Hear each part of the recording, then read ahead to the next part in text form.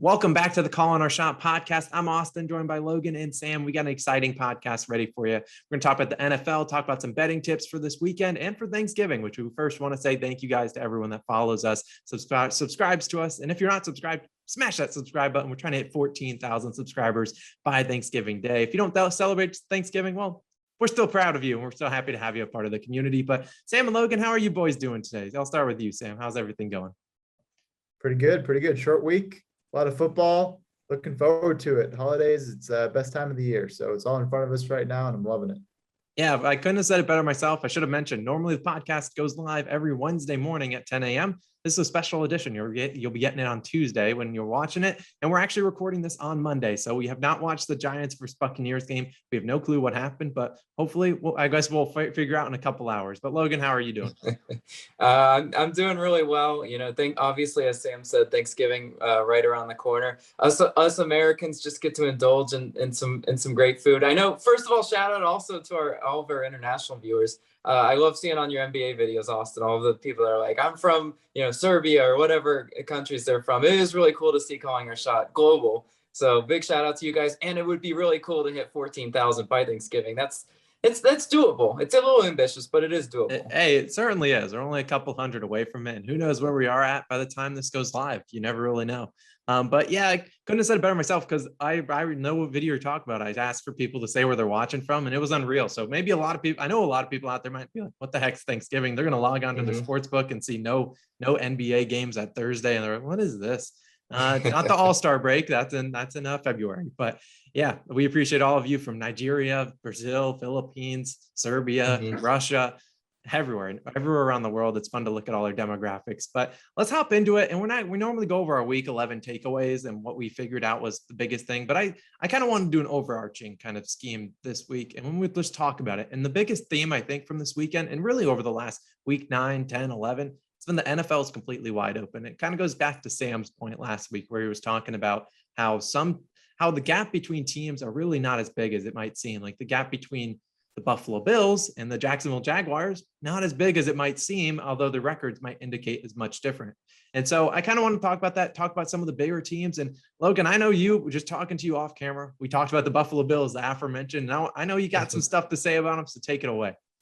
Yeah, I'd like to come out and say that the Bills are fraudulent. What I was watching, you don't let the Indianapolis Colts and Jonathan Taylor specifically come into your home stadium and just boat race you. That's not something you do. The NFL, we see some surprise upsets. We see some surprise outcomes.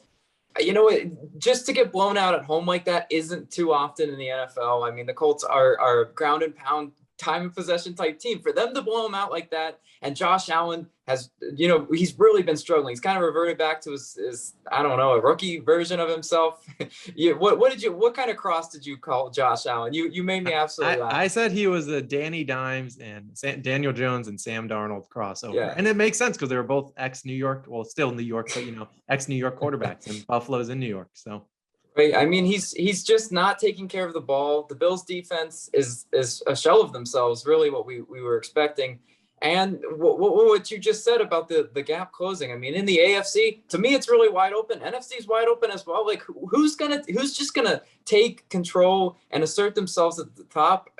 Right now, it's not the Bills. Let's put it at that. Would you go as far as saying Josh Allen's not the best quarterback in the AFC East? Yeah, I knew this would happen. I knew it. Sam, I knew you were gonna touch on that point, but still, I will still take Josh Allen any day over Mac Jones, mac and cheese. I don't care. He's still a game manager. Josh Allen's just doing too much, right? The classic case of Josh Allen thinking it's 2nd and 10. He needs to get all 10 of those yards. No, Josh Allen just needs to relax, go watch some film. I think he'll be all right, but Bills not looking great. Yeah, concerns on the offensive side for the Bills in terms of explosiveness. You'd be able to isolate Diggs. What else is there? I mean, from a running back perspective, or Moss or Singletary, are they really getting it done? I think not. Matt Breida. Right, and just to tell you how much of a stark difference it is when you see a Jonathan Taylor put up 5 touchdowns. Bills don't have a weapon like that, and that might come to hurt them later on in the postseason. So yeah, big concerns if I'm a Bills fan. Yeah, the Bills really have kind of just fallen off the track. I mean, they were so good the first, I don't know, 5-6 weeks of the season. And then just the past 2-3 weeks, they just have not looked good. And I think it is what Logan said. It's just a case of DTM doing too much. And that's what Patrick Mahomes has been struggling with all year. And Chiefs are finally kind of getting around, although their offense did not look good on Sunday against the Cowboys. But the defense, surprisingly to a lot of people's surprise, they showed up and played out. But not just the Bills. I think really the only thing consistent that's been over the past 5 weeks in the NFL is that the Patriots are back. They're completely dominant. No one can stop them. And it's like agonizing as a Jets fan. I brought my clown nose from last week, and I don't know what to do. The only thing good for a Jets fan, this is what I have to say, and we'll end with Jets talk because we don't need to talk about the Jets. We're talking about teams that have a chance at the Super Bowl. But the Jets, Elijah Moore finally getting it going. And the Seahawks are absolutely terrible. They're really bad too. And we have owned their first round pick because they traded for Blitz Boy, Jamal Adams. So we have finessed them. I'm so happy that we got rid of Jamal Adams. I still think he's a talented player, but not that great. So I brought this because, I said that the Jets would be my upset pick. They did only lose by 7, so it wasn't necessarily they got blown out. I did not expect Joe Flacco to show up, but I just deserve it for saying the Jets should win. And they're playing the Texans this weekend, so I could have made them my upset pick later on in the video, but I'm going to save myself. I'm not going to do it. Although I want to, I will not do it. Truthfully, they really did lose by 10. They just did an embarrassing to make it look a little bit better than it was. The Jets, I don't want to talk about them because what did I tell you? If you bet on the Jets, you're just throwing your money away week in and week out. Come on, be smarter than that. But I think I do want to talk a little bit about the Chiefs though for a second. I think that was a really good win versus Dallas. I think Dallas kind of showed, obviously they're missing, Amari Cooper. That he's a bigger, absence than I think a lot of us thought. Like that offense didn't really look in sync. But Dallas's defense is still decent. NFC, Green Bay lost, right? How about the Cheeseheads? Minnesota looked good in that game. So yeah, really, truly is wide open. Yeah, I mean, we can kind of just tackle the rest of the AFC and then we'll move on to the NFC and talk about the Cowboys and all those teams. But you think about the rest of the AFC, you got the Bills and the Patriots, that's the AFC East. But then you got the AFC, the South, that's the Titans. And then what is that? They lose to the Texans and it wasn't even really close. And then you got the Colts kind of coming up too. So do we think going forward, the Colts can overtake them? I know the Colts rest of the season schedule is not, it's pretty difficult. It's not necessarily easy. It's not the hardest. Would you guys pick the Colts to win that division or you still think the Titans can win it given that they're up, I don't know, 2 games on them? I'll check as you guys debate. No, I think the Titans will kind of recover from looks like this bad spell they've been on past couple of weeks. So I think it still is the Titans division at the end of the day. But it makes it interesting with the predicament that the Colts have. What are they going to do? Are they going to play Wentz for 75% of their snaps? They're going to give up their first round pick? Because right now it's like, hey, we got a chance to win the division. We got to play our guys. And if that means giving up the first round pick, we got to do it. But in hindsight, if they just miss it, or if they're out in the wild card round, they're going to be kicking themselves. But no, you're right. I mean, right now, the standings, it's wide open. I would honestly, to be honest, if you're head to head Titans versus Colts, give me Colts. I really do like how that offense runs through Taylor. Jonathan Taylor, would it be wild to say that he's the best running back in football right now, production wise? I don't think we're necessarily, that would be a crazy statement to say. That's a good offensive line, right? I love the identity of the Colts. I think without Derrick Henry, the Titans are still struggling. I mean, if you watch the game versus the Texans, they were playing in a slop muddy fest, but they struggled to find that identity where they would just normally turn to Derrick Henry. Now you're asking Ryan Tannehill to lead a comeback. That's what I told you guys, a few weeks ago when they lost Derrick Henry. I was like, when they're playing from behind with Tannehill, that's what I'm scared about. And so I do like the Colts. Oddly enough, I feel like the Titans and the Colts are more mirror images of each other. Like, they don't have a quarterback I trust much, but if they can get their ground game going, get a lead, I'd probably trust them to keep that lead. But if they fall behind, do you have much faith in, obviously you don't have faith in Ryan Tannehill, but you have much faith in Carson Wentz leading the comeback? It's not like they have the most elite wide receivers. Michael Pittman Jr. has looked good, but what did Carson Wentz throw for this weekend? Like, I don't know, 115 yards. Granted, he didn't really need to throw at all. When Jonathan Taylor, you're handing him off and he's averaging, 8 yards a carry, whatever ridiculous number he averaged. But it's those teams, it's like, I don't know, if they get down, do they have a chance to come back in games? That's going to be something that we're going to have to monitor as the season goes on. So, Moving on to the NFC, then we'll talk about those teams because, like you said, Logan, we got the Cowboys going down now. Is there any chance they lose that division? I wouldn't say that they're gonna lose the NFC East. The Eagles have looked pretty decent the past few weeks, but do you think they can overtake the Cowboys down 2 games? I wouldn't put money on on them to overtake Dallas, but I would. I'm looking at the Philadelphia team, and they're playing really inspired. They're rallying, obviously, behind. I just drew a blank. Hurts, yeah, obviously. Jalen Hurts is just playing. He's having a really good season. I think they're going to make the playoffs. If I'm being really honest, I think they're going to squeak in. I would take them over Carolina. I don't really like what Carolina's doing right now. I like both sides of the ball for Philadelphia. I think they're getting it done. They'd be a decent Saints team, which I don't really even know what to do with the Saints these days. They'll beat the Bucks, but then they'll lose different.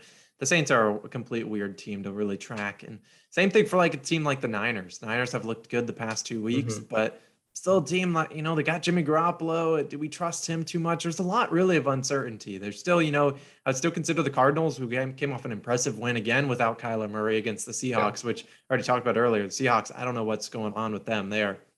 I picked their team total over and wins.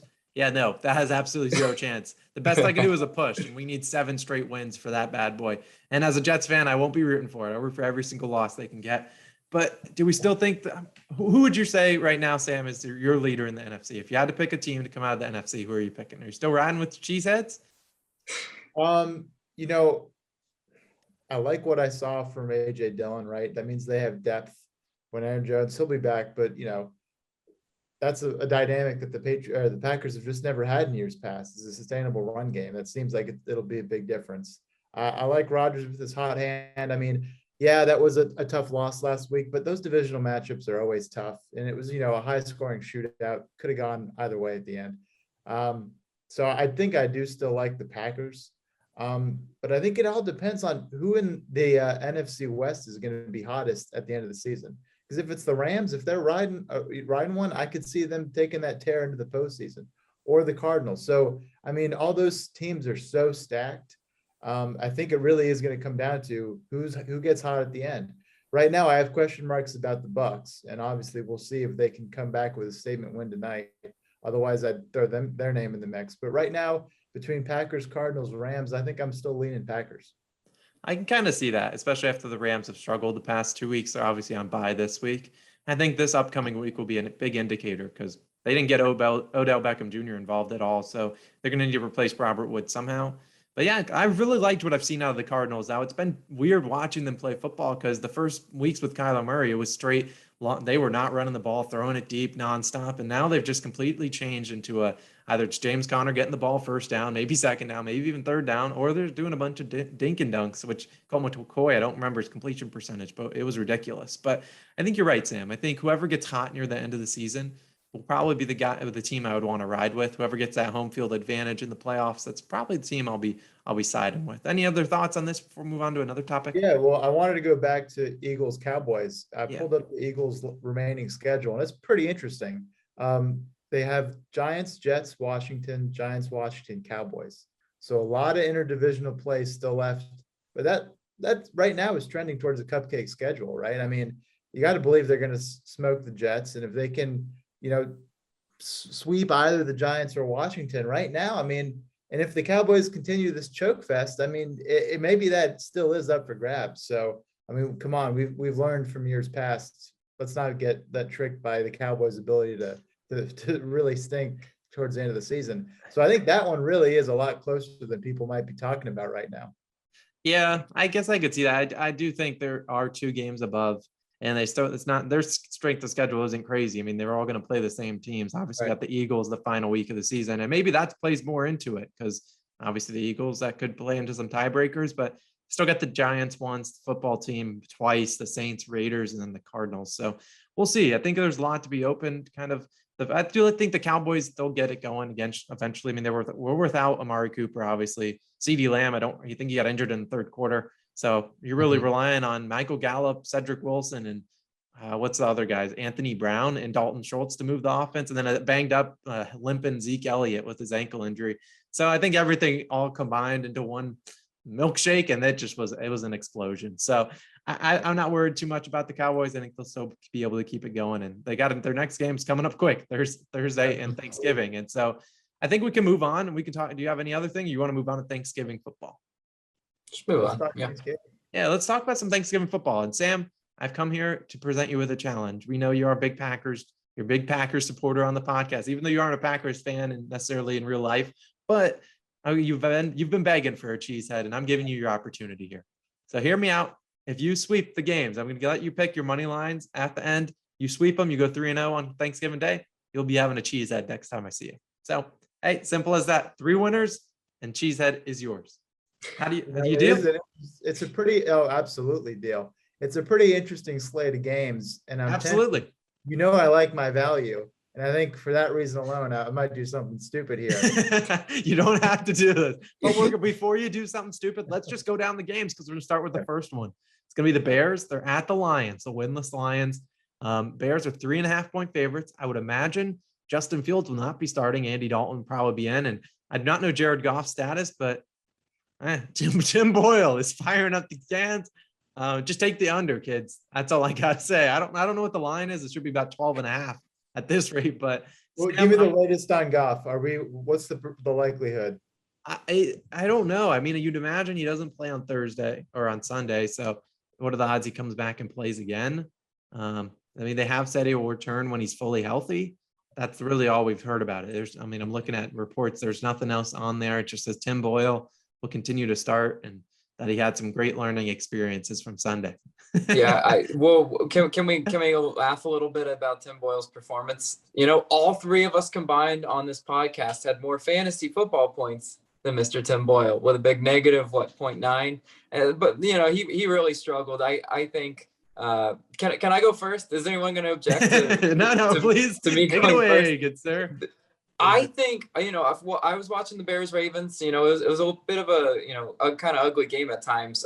But I like the Bears with Andy Dalton. I really do. I think they win and cover this one. I feel like there's going to be a lot of what I would call maybe a sucker bet, maybe maybe false belief in the Lions and trust in Tim Boyle. Trust me, you don't want to be in that position. You don't want to trust Tim Boyle with your money. And I really do think the Bears, they got a good enough defense. Maybe some question marks with Allen Robinson. Does he play or not? That's a little bit of a question mark. But Darnell Mooney has really burst on the scene. I love the Bears. You know what? They're not going to ask Andy Dalton to go out and throw for 4 touchdowns. Now they're going to run through Montgomery. Montgomery's looking really solid. I think the Bears win and cover this one. I'm going to make a separate video on Thanksgiving, and I'll probably have a best bet from every game. And if Tim Boyle is starting, I don't know how you can have any faith in him. If you did not watch any of that Browns game, and enough said about the Browns, I will no longer be talking about them on this podcast. But yeah, Tim Boyle's terrible. He had 77 passing yards and two interceptions. That's not great.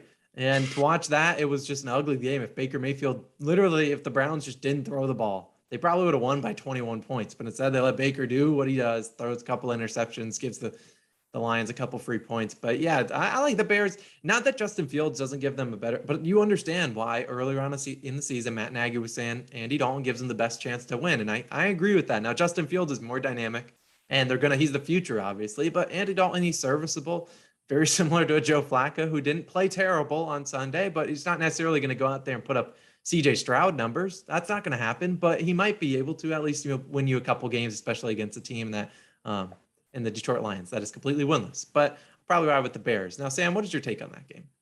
Yeah, I got to think Matt Nagy's under a lot of pressure, and he realizes this is a must-win game.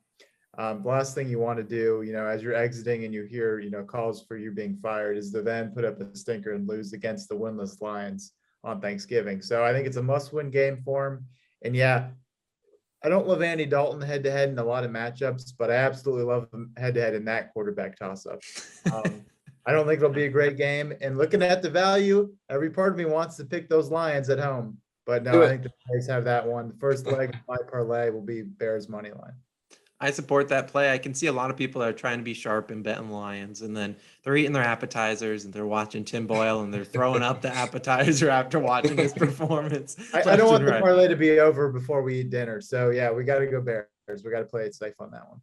Okay, I can respect that. Let's move on. Enough talking about that game. Let's move on to another one. The Raiders Cowboys. That's the second game on the slate. Currently, Cowboys 7-point favorites. Obviously, Cowboys coming off a loss. Likely will be without Amari Cooper. Well, they will be without Amari Cooper. I'd imagine they'll be without CeeDee Lamb after I believe he suffered a concussion. Can't imagine he returns that quickly. So Dak Prescott working with not a lot out there, but they're still 7-point favorites taking on a Raiders team that is just absolutely nosediving. So we'll start with you, Logan, because we want Sam to be last. Yeah, so Sam deserves to go last because his is the pick that I'm in most suspense for. You know what? I might influence you a little bit though. Come to school. I'll teach you how to win this parlay. The play here is Cowboys to win and cover. Look, the Raiders, with their interim coaching staff, they did their best, right? They played competitively. They played the Bengals pretty competitive in Vegas, but this sets up very poorly versus the Raiders. You got a Cowboys defense that's looked much improved. Their secondary is also pretty decent. But you know what? They're going to feed Zeke. This is Thanksgiving. Can't you guys see Zeke just constantly doing this? Right? They don't necessarily need Amari Cooper and CeeDee Lamb against this Vegas team. They really don't. And you know what? The identity of Vegas offensively. Are you going to run through Josh Jacobs? Are you going to? What are you doing? Darren Waller. All you got to focus on is Darren Waller, and you've stopped 90% of the Vegas offense. I think the play here is the Cowboys -7. I can kind of agree with that. You look at the last time the Cowboys lost against the Broncos, came back and absolutely beat the Falcons to a pulp. And I could see that happening with the Raiders. You're right. The interim coach kind of energy and hoorah has fallen off ever since Gruden left. That, they won a couple games and then it's really just dwindling. Derek Carr not playing well. Thanks for doing nothing for my fantasy team, buddy. But that's on me. It's on me for trusting you. Not your fault. Continue to keep doing your thing. But still, I'd ride with the Cowboys. I think we see a big Zeke Elliott game. Yes, I can imagine that GIF all over the place. GIF, however you want to pronounce it, just him doing the spoon and all day long. I also think Tony Pollard probably has a good game, as much as Zeke Elliott owners don't want to admit he'll probably have a good game, but they play him a lot and he provides that burst. And the Cowboys are without a lot of two of their best of weapons on offense. And I'd argue Tony Pollard's probably up there in the top 5 of weapons they got to use. Might as well use them out there. Maybe a lot of 2 running back sets. So I'd not only pick the Cowboys to win, but also to cover in that afternoon game. Now, Sam, finish it off. What are you going with in this one? So when I think of Cowboys on Thanksgiving Day, the immediate visual for me is Jerry Jones with his head in his hands in the box. They've blown a lead. They're losing some game they shouldn't have lost. So, at first instinct, I'm like, God, let's be smart here. Let's pick against the Cowboys. But you know what? I haven't had an actual indication this year that the Cowboys are the Cowboys of years past. It looks like they're a new team. And right now they're sitting at 4-1 at home. And I think that home field advantage really will make a difference. Just like I think it made a big difference last week in Arrowhead when they had a tough loss. And like you said, Raiders aren't that impressive. A big question mark, though, is those wide receivers, right? If you're without your top 2 threats, can Dak do it? Can he get it done? Because if Zeke's having a cold day, then really it's all on Dak to be able to get this done. But with that said, I'm picking the Cowboys money line. I think they'll get it done, but I think it will be a little closer of a nail biter than you guys might want to give credit to. But I like the Cowboys. If the Raiders pull off, a miracle and keep it close, it wouldn't be a miracle, but they have the tools to do it. But I look at that Cowboys defense. They're really playing well, especially Micah Parsons, who's been an absolute beast this season. He will be the defensive rookie of the year unless something happens, but he's been an animal. And so shout out to him. He deserves some more love. I talked about him, I think, in the preseason, kind of saying he was underrated, maybe a defensive rookie of the year candidate, but he's been unreal. So shout out to him. That Cowboys defense is playing well. I think the offense will kind of kick it into gear this weekend, led by those running backs, Dalton Schultz. And you look at Dak Prescott, I don't know the numbers, but I feel like under pressure, being blitzed in his career, he has a ridiculous completion rate, one of the best in the league. So I think he'll be fine this weekend. It's a big game at home. Crowd will play into favor. Let's move into the last game on the slate for Thanksgiving. Bills versus Saints. Logan, we'll let you kick this off since you just called the Bills a fraud. They're -4. Didn't write down the over/under, but -4 taking on the Saints. They're in the Superdome. Take it away.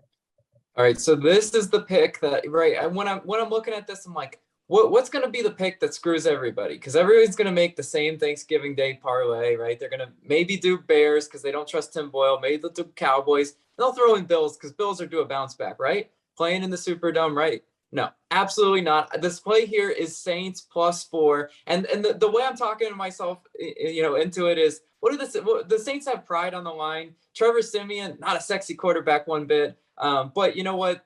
The Bills are frauds. They don't have it figured out, as Sam was mentioning, running the ball. If you're going to be one-dimensional like that and just have to rely on Josh Allen's heroics, he's doing too much. So I think this is more of a field goal type game. Why I wouldn't pick Saints to win outright. I think they cover. I do think they cover the 4. Everyone and their mother probably will be hammering Bills, right? It's the late night games, the one you chase.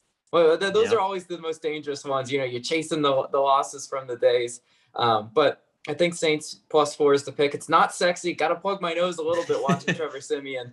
But yeah, that's what we're going with here. Hopefully you're overstuffed with food and dessert that you don't have to watch it if you're lucky. Yeah, if you're betting on the Saints, if you're betting Saints +4, you're like, yeah, I don't love Trevor Siemian. You see him coming out of the tunnel. There's probably going like a mile an hour. You don't love it, but he actually had a rushing touchdown. Shout out to him. He actually showed off the wheels.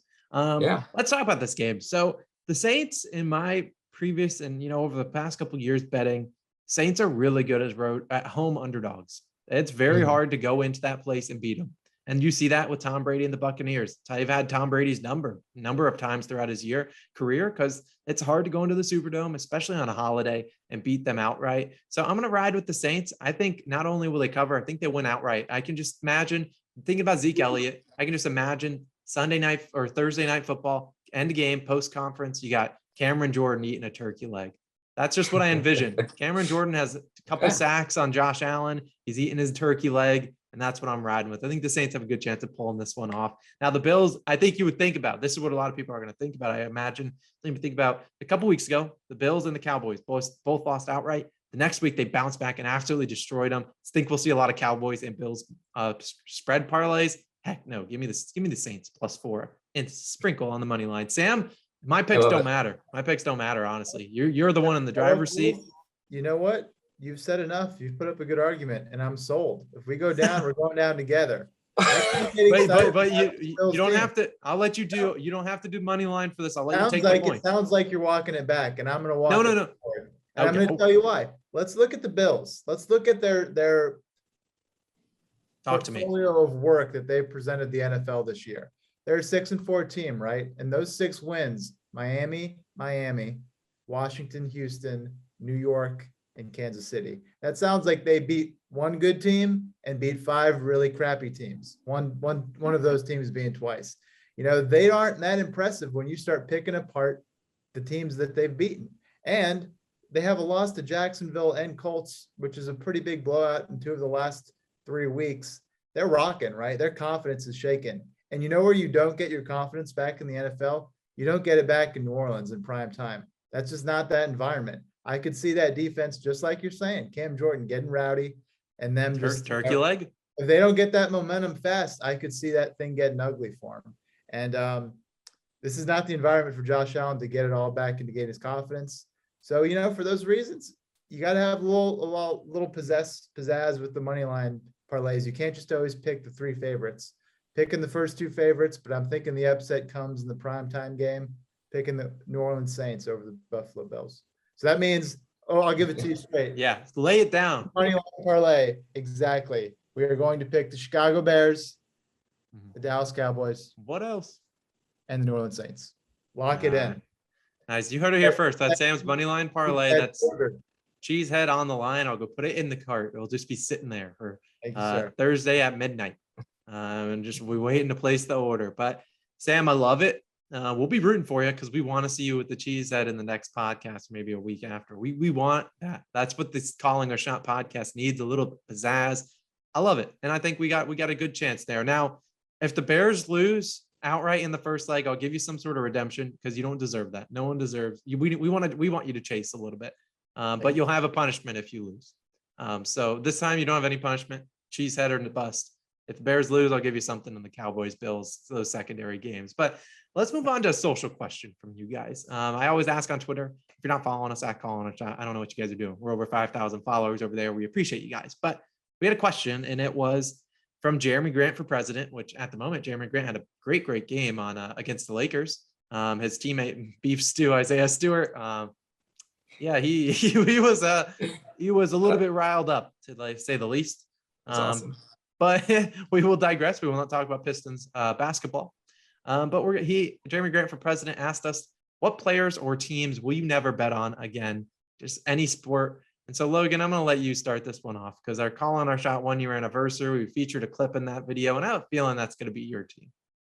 Oh, absolutely. Right. So, you suffer through a whole baseball season ain't short. I'll tell you that. And you suffer through the teams that cost you money time and time again. And you're like, why do I keep picking them? Why do I keep losing money on them? Well, the Cincinnati Reds is the bane of my existence. I won't bet on them pretty much ever.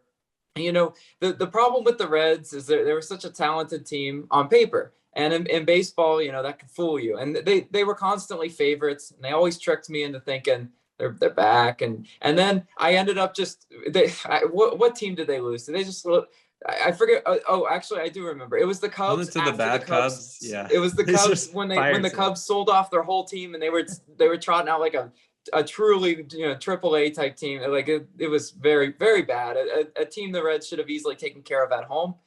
And what did they do? They just got blown out. And the next day I come on and I do a little trash can bit where I look for them in the trash can, and there's the Reds logo because they should never be favored. They're so inconsistent. They're so trash. And they're the bane of my baseball existence. Close second though is the Dodgers. I got an honorable mention for the Dodgers because the Dodgers, here's the thing about the Dodgers. If I could go on the baseball rant for a little bit longer. Yeah, this is a stress-free zone. We're well, I appreciate that. The Los Angeles Dodgers are constantly always juiced money line, right? Because they have extremely high payroll. So their money line is always like plus or minus 200. So there's never value picking them outright to win. But when you try to pick their run line minus 1.5, they always win by 1. So they manage to win but never cover. And then when you pick their money line because you're paying for the juice, then they end up losing to a team that they shouldn't have lost to.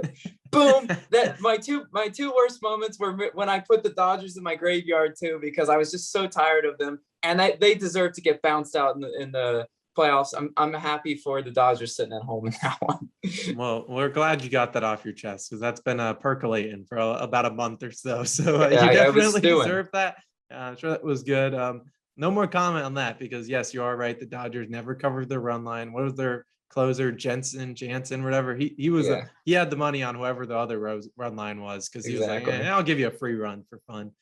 Sam, I'm gonna let you go next and I'll finish this one off. Who's the player or team that you'll never bet on ever again? Well, I think you can get yourself into a dangerous position when you bet on your personal favorite team. And you can get yourself into a really dangerous position when that's one of the worst perennially awful teams in the NFL. That's the New York Football Jets.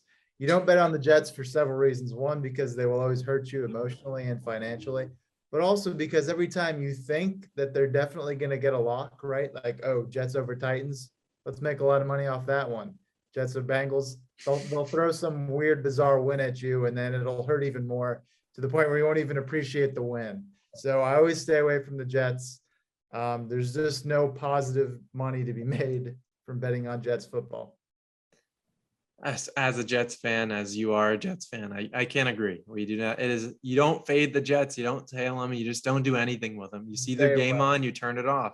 You see them on the sports book. You're trying to place a bet. It should say bet rejected because you shouldn't be doing that. Do not bet on Jets football unless you're taking the under, which we cashed this week in the video. Straight money. But we love that. Now my team and player. I'm going to start with the player because you guys know I do a lot of player props in the basketball every single day. And one person I will never bet on again. And I say this, don't clip this because I'll probably bet on him in probably a week. DeAndre Ayton. And it's his regular season form because postseason form is DeAndre Ayton. He goes crazy, but DeAndre Ayton in the regular season is a straight L. He's a walking L. You bet on him. You bet his points over. Hey, best I can do is 4 points. How you like that? Then you're like, all right, well, I can't trust him to get points. I'll try to bet on him to get rebounds. No, best I can do is 4 rebounds. And this guy's 7 feet tall. I can't do it unless it's an under, and then I'll have 20 and 20 on my head. So it's just not worth it. Second place, John Morant. Not because I hate John Morant. It's because I can't time John Morant. Every single time I bet on him, he either has if I bet his over, he has a terrible game, bet his under, great game. But the team that I hate the most, the Cleveland Browns. This is a PG podcast, but the Cleveland Browns are the most aggravating team in the NFL. They should have had a clear, easy win and cover against the Browns or against the Lions this weekend. And they choked. I don't even want to rant about them because they don't deserve my time, but they are the worst team in terms of betting. You can't time it. Browns backer in the comments. I'm sorry, man. Your team's annoying. Maybe they win the money line, but screw them. And that's the end. That's how we're going to end it at that. And we're going to move on to our week 12 upset picks. We're going to get into this one. Now, last week, if I'm not mistaken, I believe Logan was the only one that cashed his upset pick. I believe he picked the Vikings. Well, in the spread pick, in the upset pick, I had Steelers, unfortunately. Yeah. But you know what? The Steelers got pretty dang close. Well, hey, whoa. I'll take a step back. Who said bet Washington outright last week? I said Sam, you didn't even make them your upset picks. You can't. Yeah. You kept with the there Lions. wasn't enough value. There wasn't enough value. That's not how that works. The spread section, I hit Washington hard. It doesn't qualify for a pick for me. I hit Minnesota hard, so let the record show. Fine, yeah. Sam and I can be equal. I cashed Vikings spread. I was all over that. I bet my house on that one, and sure enough. And that Lions game. And look at you, you're still in the house. Yeah, so you know what? That was an almost hit. Okay, fine. Did any of us cash an upset pick last week? No. But I didn't pick Jets. Hey, what did you promise me, Austin? What did you promise me? I'll do it when I do mine, and I'll get it out of the way now. My upset pick this week. Here's what we're riding with because I deserve this for picking the New York Football Jets. My upset pick: Denver Broncos plus 130 DraftKings taking on the Chargers in Mile High Stadium. Now, hear me out. Close your eyes. Think about this. It's cold. We're in Denver. And the Broncos are winning the game. You don't need to say anymore. Chargers are an overrated team. And this is the guy that loves Chargers. I love Justin Herbert. Love Austin Eckler. Great first name. Love Magic Mike Williams. But no, this is the Broncos team. They're barely an underdog against the Chargers team that's been up and down, up and down. Broncos due for a bounce back win. They just lost their last game, I think, to the Eagles. Either way, riding with the Broncos off the bye. Lock them in. Put your whole account on it. It was a guaranteed certified winner. It's honestly it's such a stinky pick that it's gonna hit, and I'll tell you why. Every time I look at the slate, I'm like, what's gonna be the sucker bet of the week? I think Chargers is the sucker bet of the week. Denver, like you said, Mile High Stadium is a really tough environment to play.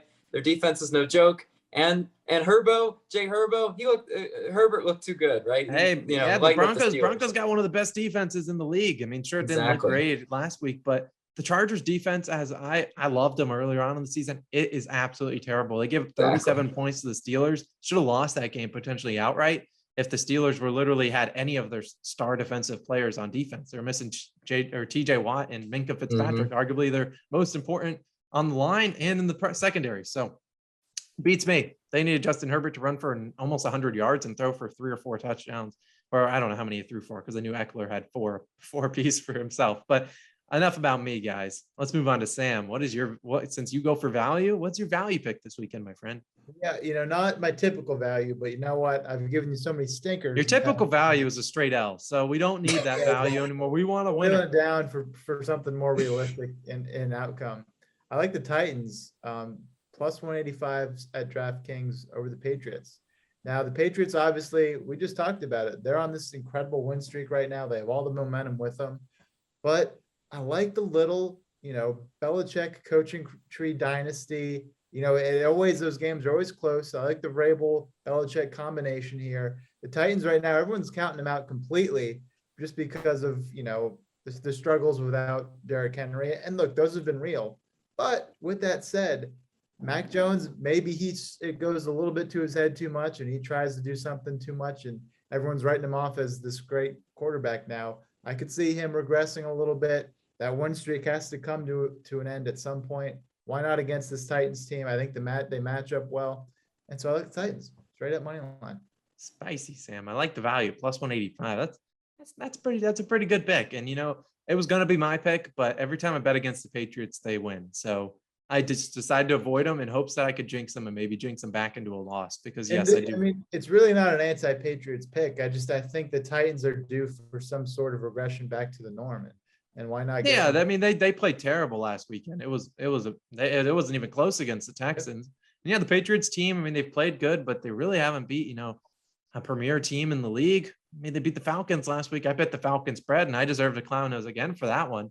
but I won't think do when it. you look at it like really briefly, you're like, wow, team that just lost against the Texans, against the, you know, amazing Patriots right now. Everyone's going to be hitting, as you guys like to say, hammering the Patriots. Watch this be close and watch the Titans pull it out. Yeah, I mean, I could think of a couple of people in the Discord that'll be like, Patriots, no brainer, no sweat bet. -5.5, minus the points, -5.5. Are you serious? Yeah, give me it to me at home. Mac Jones is playing out of his mind. Give me the Patriots, put the house on it. Nope. Sam says not so fast. Logan, what about you, man? What is your pick? What's your pick? You're speaking of the square betters that you and I were a couple years ago, right? We've matured, right? Yeah, well, we've matured in bets, right? The square bet of last week was taking the Packers. What the Vikings did, one outright. I'm back on Minnesota this week. The Vikings treated me so well last week. They deserve my money again. Plus 145 on MGM. Look, this Vikings team is very, very talented. They're facing a San Francisco team that I'm not sold on. I really not. Jimmy G has had his moments. Congrats. You took care of the Jaguars. You had to do that one. But I think the Vikings, obviously Dalvin Cook, I mean, offensively solid, right? Kirk Cousins just doesn't need the meltdown type games. Those are what we're trying to avoid. The doing too much Kirk Cousins games. Their defense, didn't play perfect against Aaron Rodgers, but they played good enough, right? And against Jimmy G, nice. Yeah, and Jimmy G, I don't think you need a perfect type performance. I just think a good enough performance. I think this one's close. And plus 145 value, that's still enough. That's still in the value range that I'm comfortable with. Give me Vikings. I like it. I can't disagree with it. I was on you with the Vikings, took their spread. People were like, no, give me the Packers, are the better team overall. And I was like, no. And then they got odds boosted too. So how you like them apples? You get a Packers to win outright. That's like a nail in the coffin. Well, sorry, friends. One thing about Captain Kirk is you can never expect him to do anything. So if you're coming into this game with expectation that he's going to have some result, you're bound to get hurt. That's what I'm telling you. He can find a way, despite all those offensive weapons, to lose. He tried last week and he threw a pick and he was lucky that the DB dropped it. Yeah. That's Kirk Cousins. That's Captain Kirk for you. Vegas put in that fix. They saw that. They saw the clear interception. Like, can't allow that. Made the ball go out. And no, sir. But I like the pick. I like the value. And man, I would love to cash all three. Finally, we have Sam picking a reasonable one, so we have a chance. Yeah, no Jets this week. We don't have Jets. We have Broncos, Vikings, Titans, all pretty decent, teams with, a 500 or around their record. I think we're getting a sweep this week, boys. Bring out the broom. Bring out the brooms. He's got it. I got the broom right here, baby. We're ready. Bring props, it out, baby. Bring it out. 3-0, baby. He's got it ready for his NBA tonight. He's ready for it. Yeah, you know how we do it in the NBA videos. But let's move on. Let's talk about a couple key matchups. And we're going to start with the Rams versus Packers. One of the biggest matchups on the slate this weekend in week 12. Yeah, Packers right now, they're -1. They are at home. Rams coming off a bye. Packers coming off that loss to the Vikings. Sam, we're going to let you start with them because these are two teams you've hyped up a lot. And so you're going to have to pick a winner for us. And we want you to lay it down for the call on our shot community. Yeah, I'm hoping it'll be a shootout just because it's such a great matchup and you want that to be a great game and you want it to come down to Stafford versus Rodgers. And I think it will. I think it will be a shootout and I think it will be an offensive led game. And obviously, if you look at the track record and the history of Aaron Rodgers against Matt Stafford, Packers against the Lions, it heavily favors Aaron Rodgers. But this is an opportunity for Matt Stafford to really, show his rebirth with this new team. With that being said, though, I think the Packers bounced back from a close win, or from a close loss last week. And there's question marks right now with the Rams. What's going on with Odell? The loss of Robert Woods doesn't really seem like it's going to be plug and play type replacement. Is that chemistry going to work or is there going to be issues there? And right now, I just feel like the Packers are firing on all cylinders. And so even though they lost, it doesn't even shake my confidence at all because it's just one of those, 1 out of every 10 times they're going to lose to the Vikings. And that's all I can attribute that to. So I think they get it done. I hope it's a great game. I think it will be. But I like the Packers. I like them covering. Okay. I'll give my takeaway on this game. My heart says pick the Rams. Pick the Rams. You love them, Austin. You love Matthew Stafford. But then my head says the Packers are the much better team here. The Rams, like you said, they're missing Robert Woods still. They've been 2 weeks without him. but still, Odell Beckham Jr. has just not been a good. He's getting paid in Bitcoin now, so clap it up to him. But it's like I can't take the Rams seriously right now. They got to prove it to me, and I think you might see a little bit of Matthew Stafford, a little bit of PTSD in Lambeau Field, getting crushed on the icy cold field. Wouldn't be surprised. He'll get knocked down, right? He'll get his head on the ground once, and then he'll be thinking he's in a Lions uniform. Next thing you know, they're getting blown out. So I'm with you, Sam. I'll ride with the Packers in this one. What about you, Logan? We're not going to make it a Packers clean sweep. I'm going to tell you, I'm just doing a little bit of spread analysis in this one. I'm looking at it and I'm like, you know what, the Packers playing at home in a pretty much a pick 'em, that's tempting. But I'm thinking this is a bounce back spot for the Rams defensively, especially. I like the Rams defense more than I like the Packers defense. I just saw them get lit up by Kirk Cousins, and you know what? Stafford doesn't need to play a perfect game. Cooper Kupp is just a quarterback's best friend. He runs all the routes. He will route up those Green Bay DBs. They're going to be lost. Cooper Kupp, 150 yards, 2 touchdowns, book it. I mean, he's just going to absolutely he's going to go off against the. Why stop at 2? Rodgers, Why stop at 2 is my question. 3? Okay, 3 4? touchdowns. He's going to be the Jonathan Taylor of wide receivers this week. Book it. That's my not so bold fantasy prediction. this week. Why are you laying down this big jinx? I think you're right though. But in spite of a great Cooper Kupp performance, I think the Packers put up enough points to still beat them. Right. Also, can we talk about field goal kickers? Can we talk a little bit about maybe Mason Crosby getting the No, gift? that's irrelevant. I'm just saying, if this is a close game and if it's a pick 'em like that, I like Matt Gay a little bit better than what's his name, than Crosby. You know, just missing things. Just saying. I think the Packers is going to be one of those bets that you want to take, and it's tempting playing at home. Stafford gets a little bit of Detroit revenge in this one. Hey, well, you know what? It would like I said, that's what my heart wants. So I'm all for it. I love to see the Packers lose that one. Spice up that NFC standings a little bit and have the Rams go up to 8 wins. You got the Cardinals at 9, have the Packers at 8 still.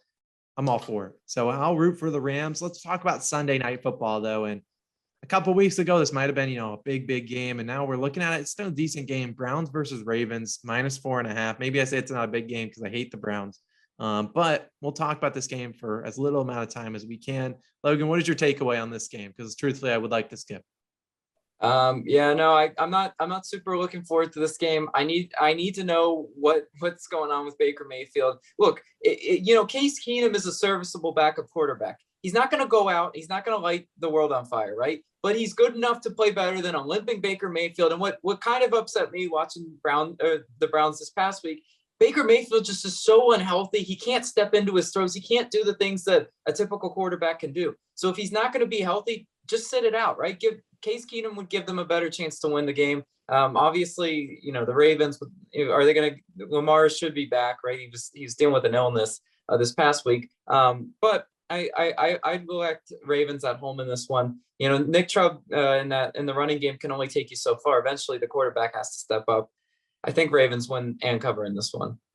I'm going to go back to what I said last week when me and Austin talked about the Ravens being overrated. Their plus 17-point differential at this point is just crazy stupid. They keep winning these squeaker type close games that they deserve to lose.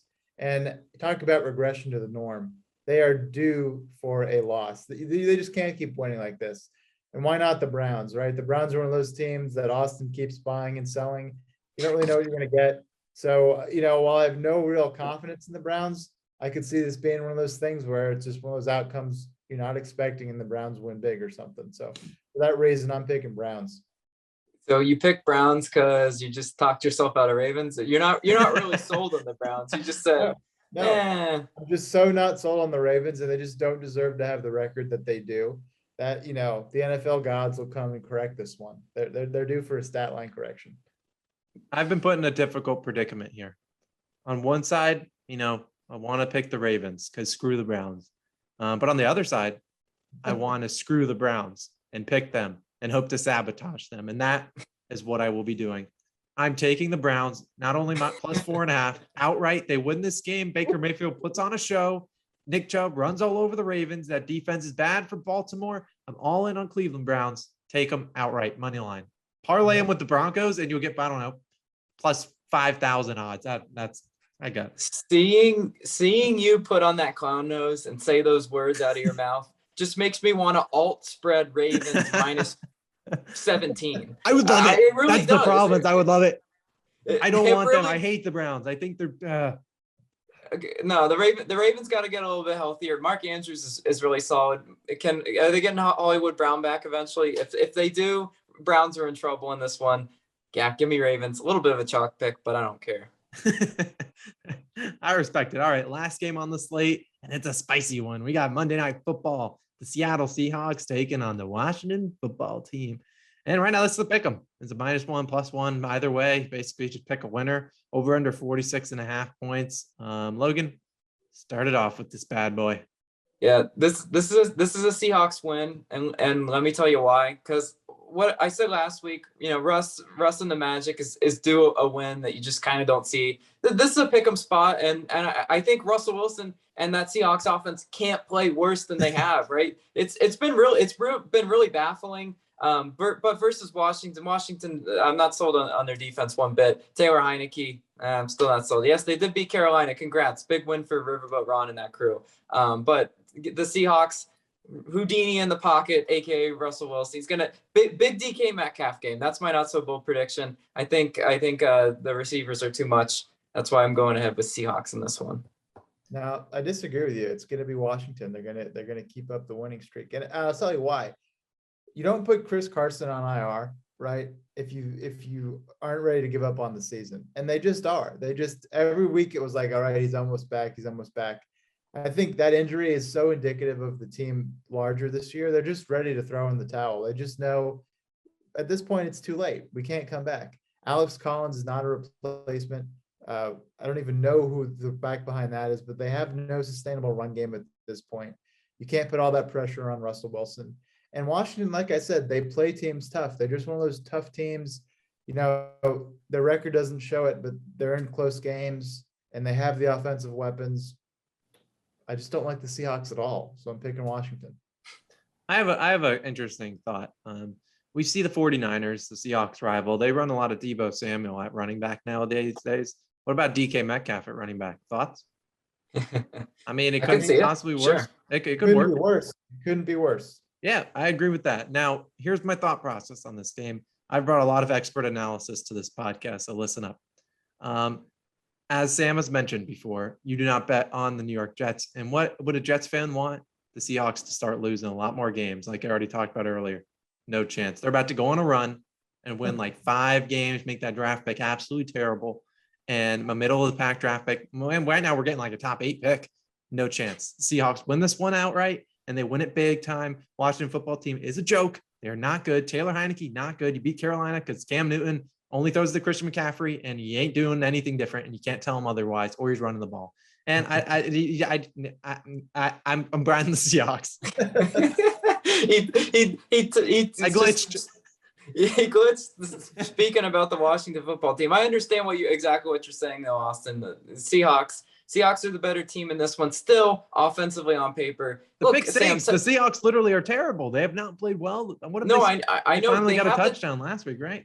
They have the talent, right? But they have the talent. You just look at it. They have the talent to get out of it. You guys clowning Alex Collins. He's a professional. I didn't clown him. I think he's decent. I believe you guys are looking down on Alex Collins. He's still a professional running back. And, to be honest, I mean, Chris Carson, Sam, you're no injury expert. Where's your degree in orthopedic surgery and everything? He had a neck injury, right? That's a career type ending thing. They're just being overly cautious with him. And to be honest, Chris Carson gives you a premium. They're being overly cautious because they have that luxury. They don't need him. They're not like, oh crap, we need him to come back, by week 15 so that we can, get hot come postseason. The season's over for him. They want to give the Jets a 3rd overall pick and just watch us waste it. No, the Seahawks are not going to recover. They're not going to go on a run.